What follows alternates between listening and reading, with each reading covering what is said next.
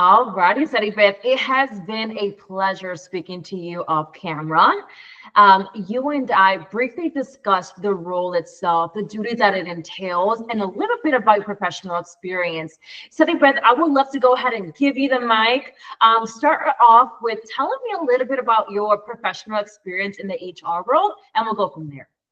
Sure, absolutely. I would say that one of the biggest roles in the initial of my career was when I was an HR project manager for Seaboard Airlines.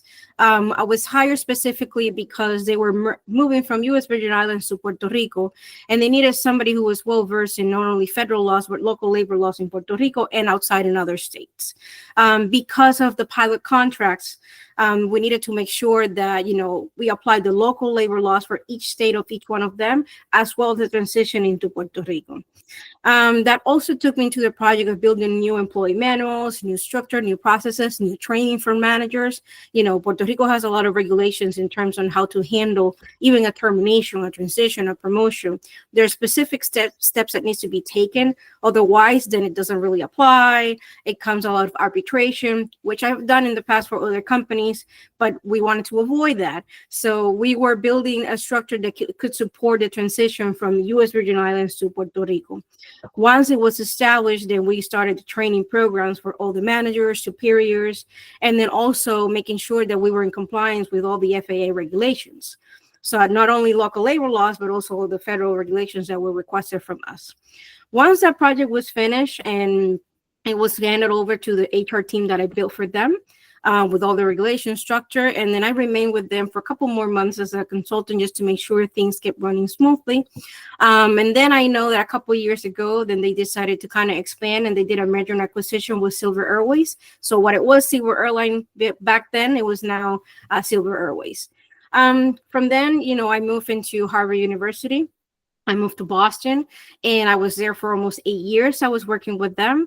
I work in all areas of human resources. I was also the HR liaison for the unions. At the moment, we had 3 different unions at the moment.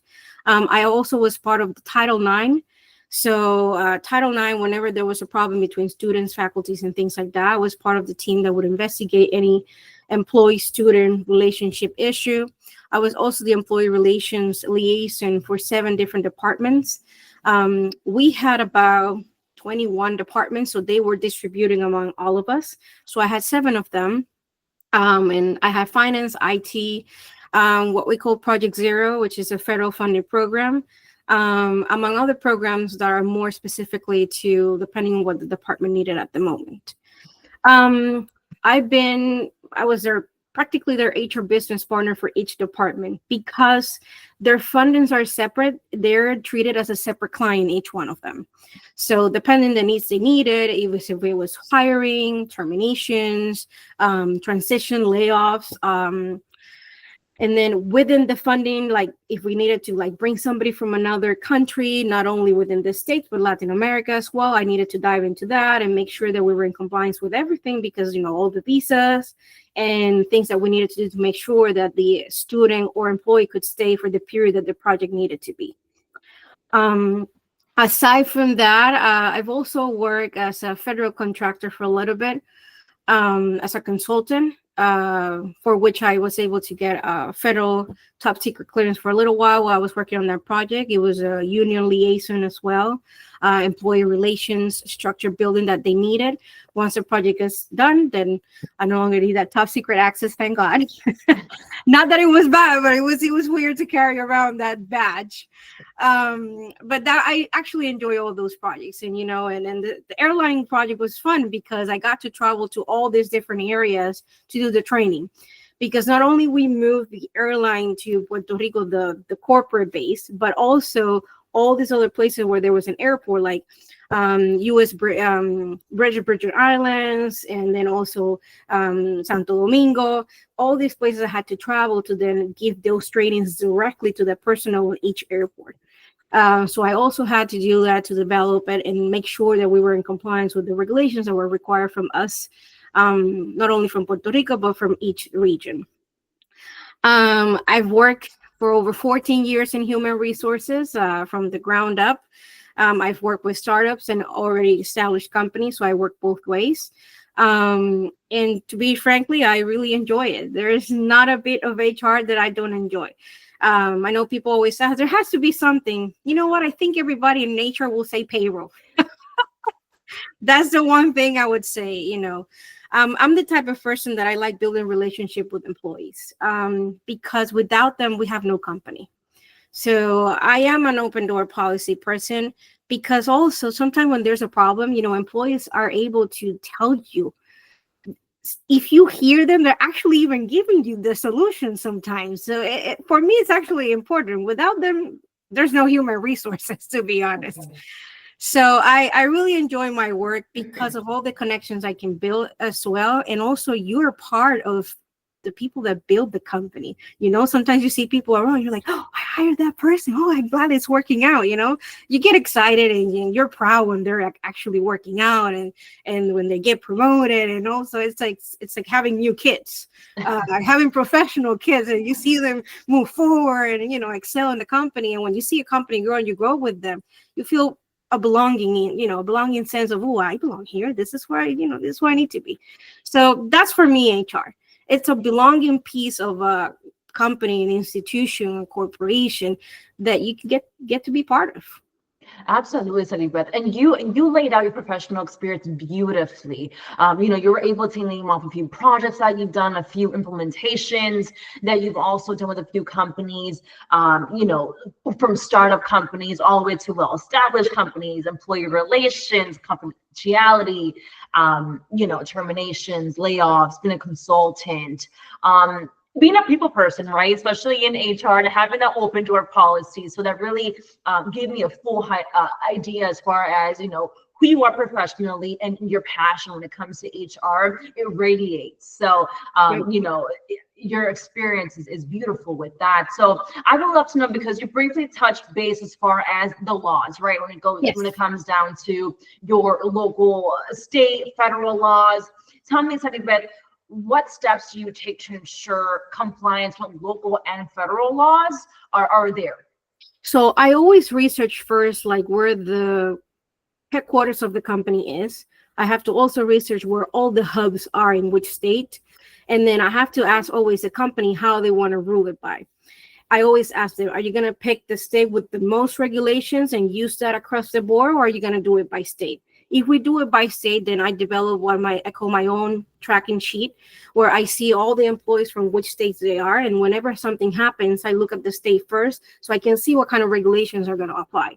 I also enroll always every local city and state, both of them separately. They have their own newsletter for their own Department of Labor or office, where whenever they have an update, you get a little newsletter or you get an email. So I always track those and then kind of make changes to my track list of, oh, there's a new change here, there's a new change here, because that way I can keep up to date. The same way as EEOC also has a new monthly newsletter, I'm enrolled to that as well. Plus also I'm a SHRM member. So I always get every month, if there's a changes or not. I always try to go always to every conference every year. Whenever there's something new, they're going to tell you in the conference.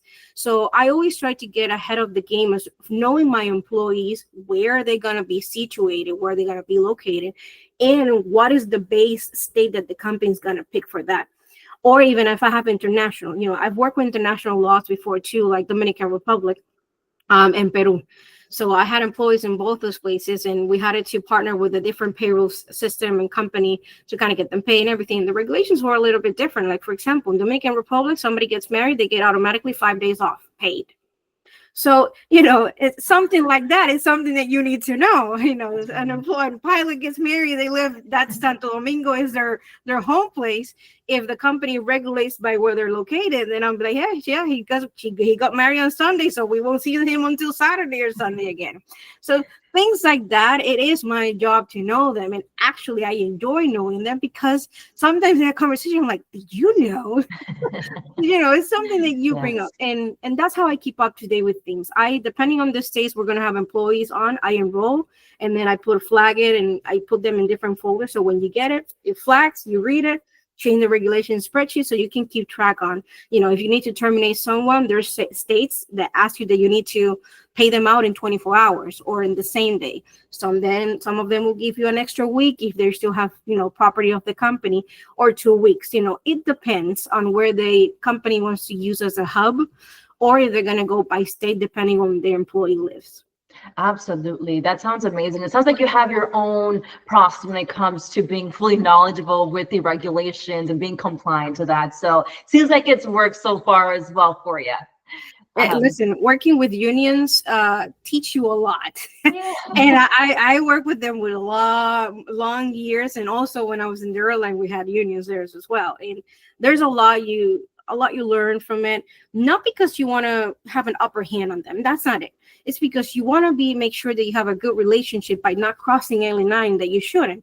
And the only way to do that is to be aware of what laws are changing, or what's going to impact your employee, what can impact the company. You have to give a heads up to your, senior leadership team and be like, listen, this is coming, save some budget. Let me talk to the finance team. We might have to do a compensation audit, see where we are, and we might have to raise this or that. Absolutely. That was very well said. Now, you mentioned you work with startup companies and you worked with already established companies. So I would love to know, Serybeth, how do you evaluate the business impact of an HR decision? So it depends on how much involvement of HR the company wants. So like I always tell you, do you want HR to make sure that we never take a misstep, or do you just want HR to be reactive? So it depends on, do you want us to be proactive or do you want us to be reactive? And then that's how my involvement is decided. If you want me to be proactive from the very beginning, I'm going to read everything about the company, every single article, every single minute, because I want to make sure that our mission, our vision, our values mix and match with what you want us to get out of this company, what the goals that you've established, because every company evolves, and sometimes you're not, we might have to change our values, we might need to change our mission, our vision, and it happens, especially with this new all AI technology. Some things might change and might be different, and we need to be able to pivot. So I as involved as they want me to be, or as back off, and they're like, no, just keep it here, no problem, what you want me to do is what I'll do. So that's why I always ask the company, how much involvement of HR do you want it to be? You want it to be proactive? You want to be reactive? No, reactive. Okay, no problem. Then I'll switch hat and we'll go that way. And are we going to do arbitration, or are we going to go straight to the lawyer? I'm not so sure. Okay, we'll get there when we need to get there. Hopefully never. Absolutely, Serybeth. Now, one of my last questions for you is going to be, my client's looking to move a little bit more rapidly. When are you looking to start a new role? You know what? I just finished a project. It was a colleague of mine, a friend of mine. She just needed a quick setup help for a reorg that she needed to be done. I'm done with that. So that's why I started to look for something more stable. I've worked as a consultant for couple years now, project by project, and I wanted something more stable. So I'm pretty much open. If you tell me, what, Serybeth, I need you to start in 2 weeks from now, absolutely. Just let me know where I need to show up for. That sounds exciting. That sounds amazing as well. Congrats on finishing your last project. Thank you. Yeah. Of course. I want to touch base really quickly on systems that you utilize. I know you've mentioned you've done payroll as well. So what kind of HRIS systems have you utilized, or even payroll as well? Oh, I've used everywhere from People Manager back in 2010-ish, Kronos. I've used, which Kronos now it's different. I've used PeopleSoft, PeopleSoft tailored for different companies. I've used Bamboo. I've used Greenhouse. I've used Eddy, Paylocity. I use ADP Workforce. Trying to think. I think I'm forgetting one, but so far all those are the HRIS system that I've used. Workday. Workday as well. That's right. That's a major one nowadays, is Workday. Alrighty, Serybeth. Well, it truly has been a pleasure getting to know professional experiences, speaking to you overall. I'm going to go ahead and conclude this interview. I'm going to stop the recording, but don't hang up with me quite yet. I would love to continue chatting with you. Absolutely. Yes. Thank you for your time. Oh, thank you. Of course.